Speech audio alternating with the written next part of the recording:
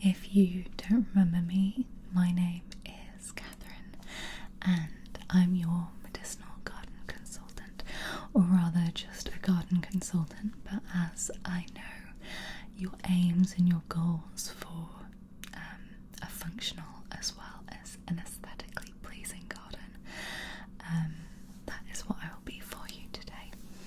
And my source book is going to be the Kew Gardener's Companion to Medicinal Plants. And we're going to talk about a few of the traditional uses of these plants in medicine, and then more of an update in terms of how it's used in modern times, as well as some of the studies that back it up, or if not the studies, their effects. But you can trust the Kew Companion to be based on actual studies, because if you don't know the Kew Society, we have a Kew Biological Society, I'm pretty sure, and a Kew Royal Botanic Gardens. So it's a science society essentially.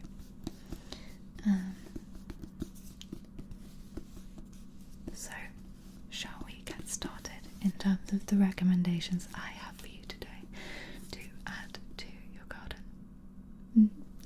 Okay.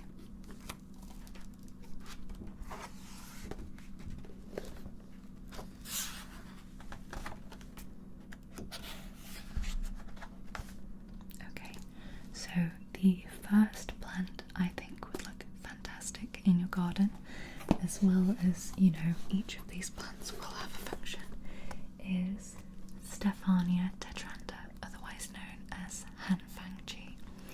And you might have guessed from its common name that fangi is native to China, and it's a vine plant, and this grows best in cool areas, so the woodier parts of your garden, the parts with the taller plants and some trees and that sort of area in your garden, it's a good idea to plant your fangi, because they prefer shadow, they prefer damp, perfectly suited for the English climate really. And then they've got these beautiful shaped leaves and these lovely little green flowers. So it's an entirely green plant. It's actually very rare for plants to have green flowers,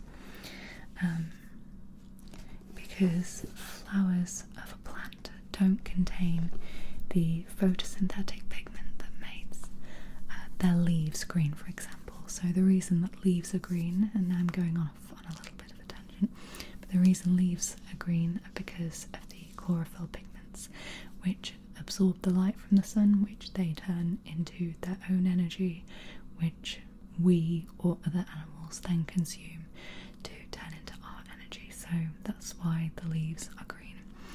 So plants, being plants and wanting to typically attract some sort of pollinator, that's the primary function of flowers. It's unusual to find a plant with little green flowers, so that's what makes this plant very special in my opinion. And just, yeah, I like plants that are quite unique like that. So in traditional Chinese medicine, fangi was used to dispel wind and dampness, and to relieve pain, and to promote diuresis, which is a nice way of saying to urinate more. And in modern medicine, the roots have been found to contain these alkaloids called tetrandine, and tetrandine has multiple functions in the body. It improves blood flow by expanding the coronary blood vessels, which in turn lowers your blood pressure, which, you know, lots of people could benefit from. And this is a theme with a lot of the plants that we're going to look through, but quite a few of the modern medical discoveries about plants actually back up some of the uses that they had traditionally, like the diuresis. These alkaloids, the tetraandine, they do promote urine production as well as being immunosuppressive, anti-inflammatory and antibacterial. Okay, does that sound like a plant that you'd like in your garden? Okay, good. Right, now moving on. Oh, we're on this page is lots of kind of Asian plants, and I just think they're beautiful.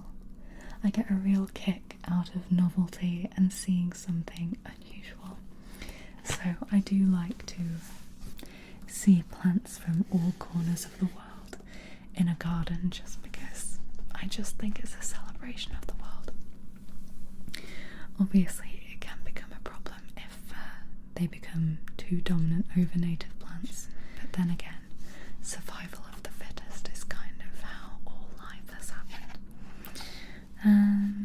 So the next one I'm going to read out to you because it has quite a long blurb, and also it can be made into a recipe which I'm going to briefly share with you. The recipe pages have this and they're all really useful. So Symphytum officinale, otherwise known as Comfrey. The word Comfrey comes from the Latin confavere, to grow together. Its many common names, including woundwort, bruisewort, and knitbone, record the plant's renown for healing wounds, sprains, and broken bones. Comfrey has been well studied in trials, several of which support its efficacy in reducing back pain, inflammation caused by sprains, and for pain relief and increasing mobility in osteoarthritis of the knee. It is thought to work by reducing inflammation and encouraging the growth of new connective tissue. Although inflammation is part of the healing process, it can become chronic after injury, causing swelling, pain, and heat.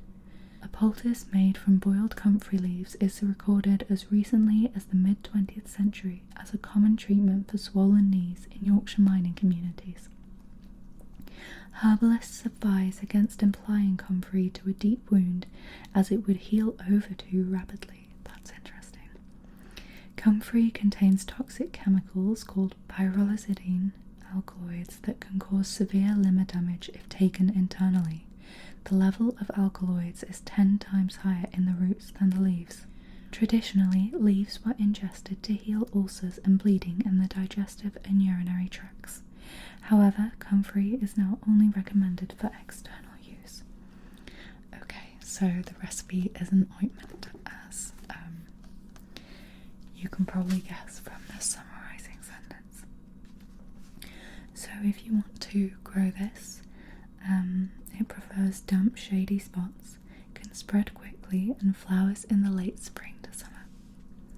The leaves can be picked any time so long as they're looking healthy, and you should wear gloves to do so. And definitely don't use on broken skin, and do not ingest internally. So to make the comfrey ointment, traditionally used for bruises, sprains, and on joints affected by osteoarthritis. The frankincense augments the anti-inflammatory effect and acts as a preservative. Apply the ointment liberally twice a day to the affected area. And you can also use it for rough hands. Okay, put 10 grams of beeswax and 20 grams of coconut oil in a heat-proof bowl.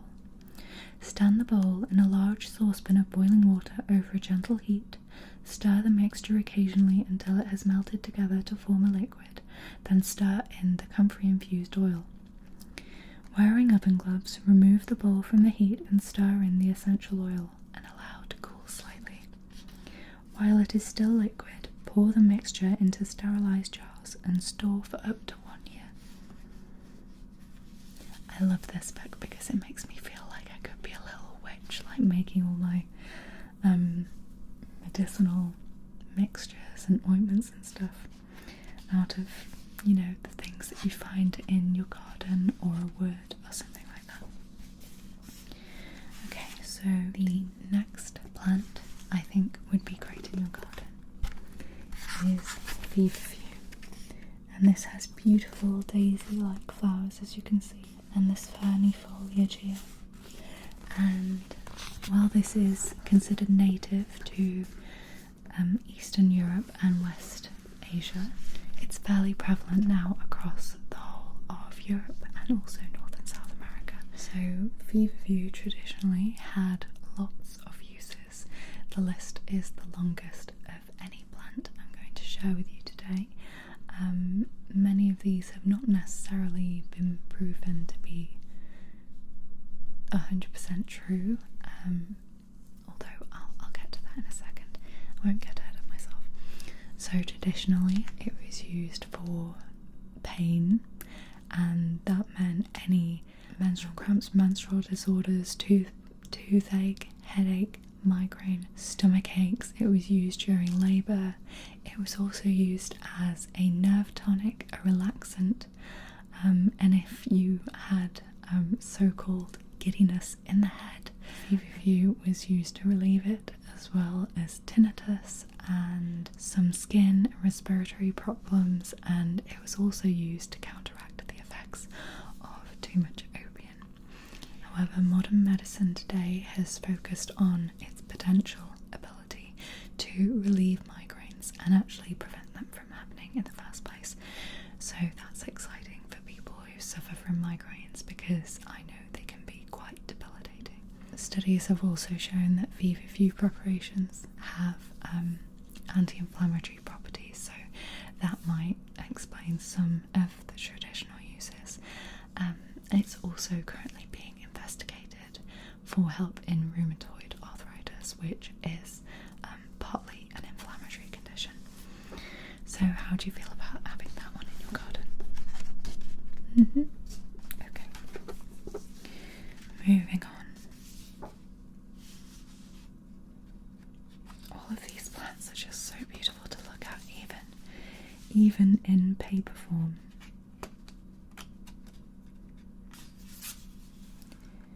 Maybe I should trace over the plants in a future session if you find that relaxing. Okay. So we have another recipe, and this is probably my favourite recipe that I've seen so far. I'm sure I'll have new favourites as I see more of you. So this is the stinging nettle. And so this is really more of what you can do with any weeds if they pop up in your garden, because obviously you're not going to want a garden full of nettles, but they do tend to crop up, they do tend to be in wide abundance. So knowing this information and knowing how to make, I won't spoil it, we'll get to it in a sec, but knowing how to make them useful health-wise is going to be really useful for you. So it's not just going to be an annoying weeding session, it'll be, oh, I have some ingredients. Urtica diurca, the stinging nettle. The stinging action of the nettle, which is the bane of many a gardener, was considered a boon by Roman soldiers who brought the plant with them to Britain. To make the harsh winters more bearable, they would sting themselves with the plant to increase circulation. Nettles are sometimes used in a similar way today by the brave to relieve arthritis pain, an action known as a rubefacient or counter-irritant. That kind of seems like stubbing your toe so that you forget about your headache for a while, but to me it just kind of seems like you just end up with more pain, but I'm sure there's an actual physiological reason why that works. Although nettles produce a strong allergic reaction externally, internally they act as an anti-inflammatory for allergic conditions. A tea of nettle leaf, elderflower and plantain, I'm getting hungry, is a traditional remedy for hay fever, and nettles are also recommended by herbalists for asthma and eczema. Nettle leaves have been taken as a diuretic for gout and to control blood sugar. Small studies show nettle roots can reduce urinary symptoms of benign prostate hyperplasia, an enlarged prostate gland. The Roman poet Ovid includes the seeds in a recipe for an aphrodisiac drink, and as with other aphrodisiacs, nettle is considered a tonic to improve general health and resilience. Leaves are rich in antioxidant vitamins A, C, and D, the minerals magnesium, calcium, and iron, and B vitamins. They are also relatively high in fibre. Yes, we don't need to look at how to grow them, but it advises here, obviously, you have common sense to wear gloves when you pick them. But definitely do not pick the nettles when they're in flower, because that can aggravate the gut if you do so. So make sure they're not in flowering season. So, nettle soup. The nutritional benefits of nettles can be enjoyed in this classic soup. When handling the fresh leaves, protect your fingers from stings by wearing rubber gloves. In a heavy base saucepan, fry the onion and bay leaves in a knob of butter until soft. Add the stock and potatoes, cover the pan and cook until the potatoes are soft. Reduce the heat and stir in the nettles, garlic and herbs, and cook for a further 5 minutes. Remove the bay leaves, blend the soup and serve. If you like, add a swirl of cream to each bowl of soup. That just sounds so beautifully decadent and medieval. Obviously not real medieval in the sense that we're not all terrified of being killed by the plague, but the fantastical idealized version of medieval Europe. Medieval Europe with today's medicinal advances. So the next plant I think would look lovely in your garden and is also very useful is Vaccinium myrtillus, or the common bilberry.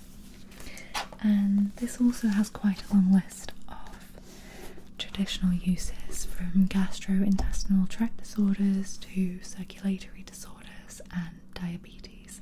They're also used for eye problems, cancer, to improve vision, to lower blood glucose. So modern medicine focuses on the anthocyanin content of bilberries.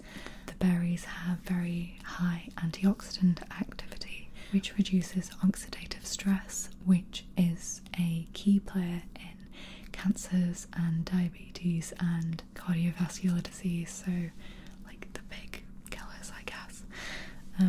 But you know, a lot of other plants also have these things. Anything with that blue-black colour, you can expect them to have high antioxidant power, basically. So think about your blueberries and your blackberries. I love blackberries. I just had a packet earlier.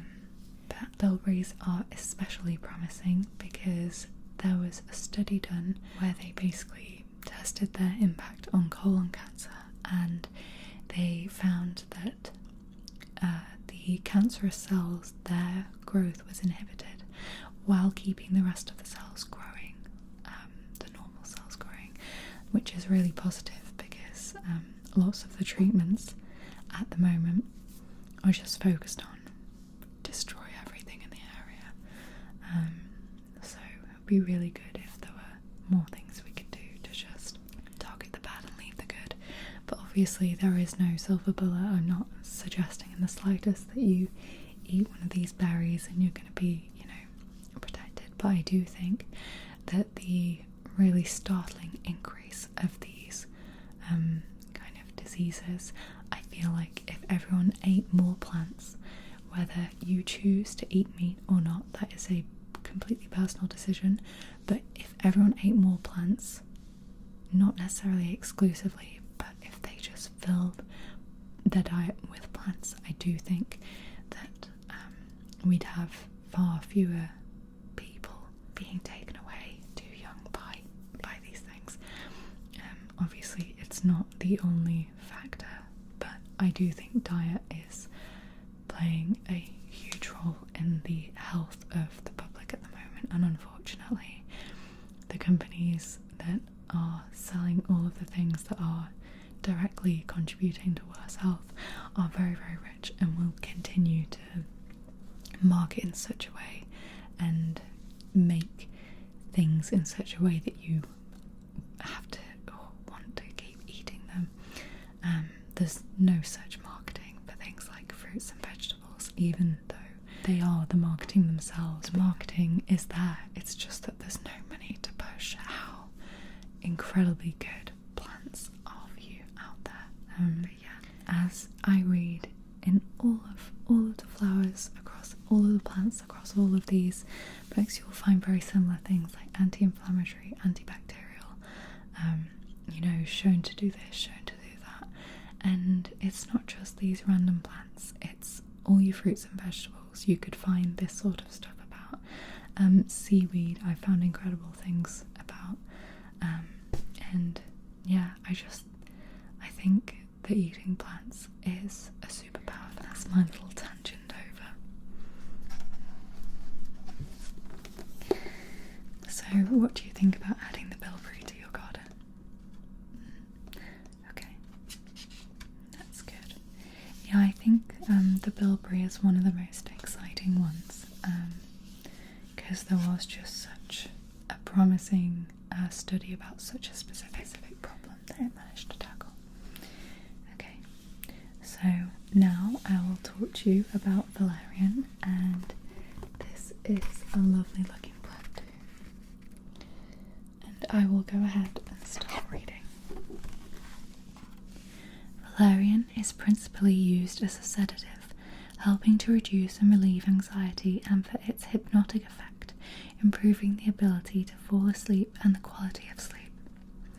These actions have been widely studied, and valerian extracts have been shown to affect chemical messages in the brain that reduce stimulating nerve signals. I think a lot of you, and a lot of me, could definitely use that. I feel like among the ASMR community there are very few people who naturally get to sleep just like out like a light, and I know several people like that, and my word, am I jealous. This effect, slowing of the mind, it just sounds beautiful. It sounds decadent. I want to take it right now. This slowing of the mind supports the traditional use for those who are prone to worry, as this action is similar to the way benzodiazepine tranquilizers work. Valerian is being investigated to help with withdrawal from these commonly prescribed medications. It may also explain valerian's traditional use for epilepsy. Essential oil of valerian was used to treat epilepsy in medieval Iranian medicine, while the root was widely seen as the best anti-epileptic medication available at the turn of the 19th century in Europe. Valerian root is an ingredient in commercial sleep aid teas, often alongside other soporific herbs such as chamomile, lavender, and hops. Herbalists today also use valerian as an antispasmodic to reduce muscular tension, gut spasms, and menstrual cramps. Okay, so typically this plant is found wild in the woods, in grassland, or scrub and damp soil. So wherever you plant it, make it damp. Okay, so here it suggests making valerian root into a tea. So just scrub the roots clean, pat dry with a tea towel, spread the roots out on a drying rack in a single layer, place in a warm dry place but out of direct sunlight. Leave until the roots feel dry and slightly brittle. Store in brown paper bags in airtight jars or plastic food containers in a cool place away from direct sunlight. And yeah, I suppose when you're ready, then just make your tea. Okay, so the next one I have here has some of my favourite types of leaves. I really love the kind of leaves that are quite dark and have that reddish hue to them, and they're really, really waxy cuticle. Most plant leaves have a waxy cuticle, but they're really, really waxy.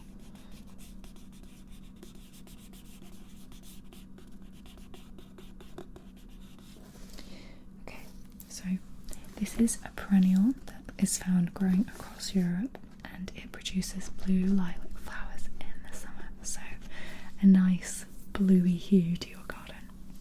So the common speedwell was traditionally used as an expectorant to help with symptoms of bronchitis and asthma, and in cases of gout and rheumatism it was made into a tea to help inflammation of the joints. It was also applied topically, so as an ointment or a cream, to stop foot perspiration, reduce itchiness, and aid with wound healing.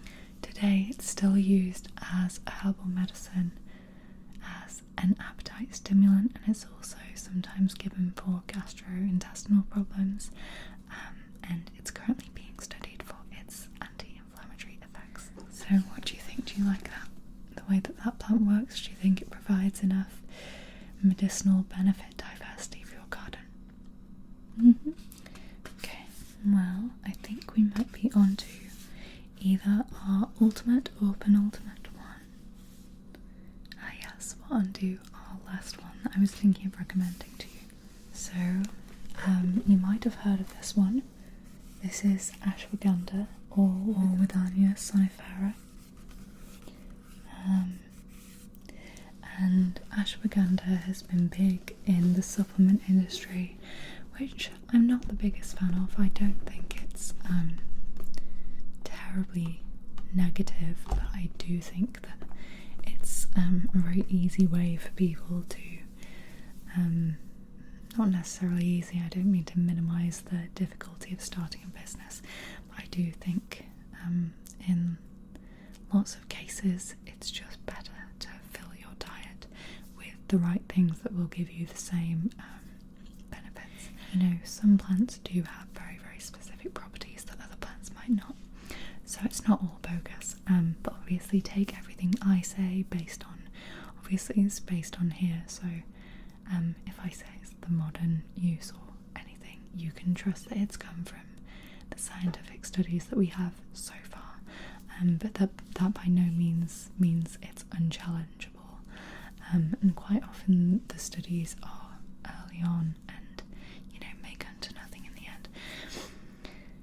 But there has been a lot of interest in Ashwagandha in general, or Indian ginseng as it's sometimes referred to, and traditionally it was used to aid with convalescence and old age.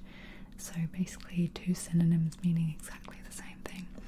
It was taken to regain youth and help with learning and intellect, and actually what it's being studied for now, and it seems to be promising, is that it may improve learning and memory in, you know, cases like old age where your cognitive abilities might have declined, and it's also thought that it might aid the protection of nerve cells, so that's really exciting, and I don't think it's a benefit that we mentioned today in terms of any of the others. And you've got these little fruits that come off it. I'm not sure if they are edible or not. You'll have to check that yourself. I'm not all knowing about this sort of stuff by any means, but it does say here that the roots, fruit and leaf are used, so if the fruit is used then I'm pretty sure it's edible.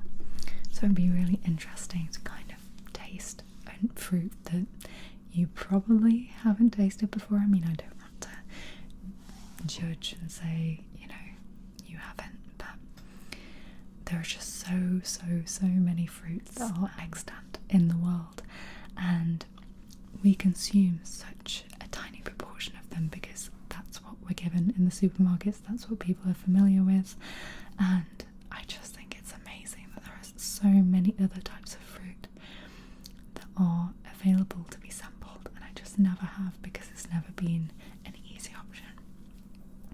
But I think in the future a hobby I want to take up is like growing fruits in a garden that just aren't typically grown and sold, you know, to the masses in the supermarket. But I'm going to do the research, I'm going to see which fruits I think I'd like based on, you know, their descriptions, and then I'm just going to try and grow them, and then I'm going to try to eat them and just, you know, sample all of these different things, because yeah, I love fruit. I don't think there's a fruit that I don't like.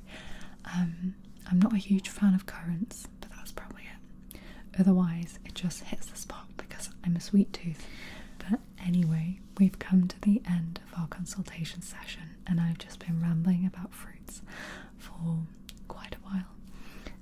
But thank you for listening to me, thank you for joining me again today, and send me photos of your garden, or maybe maybe, you know, send me a little note down below to tell me what you're thinking of putting in your garden, or what your aspirational plants are to have. Okay, I'll really look forward to seeing you next